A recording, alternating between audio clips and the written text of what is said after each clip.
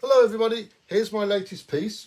3 fishes in a ring, very strong streaky orange against a strong blue as well. Complementary colours of course, and it makes for a very strong, powerful, punchy mosaic I think.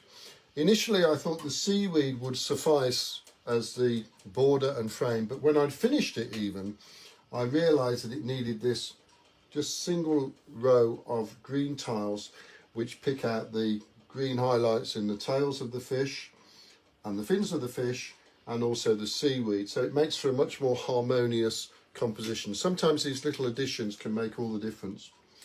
Anyway, what are they up to? Well, as usual, that's reflected in the verse, which goes like this.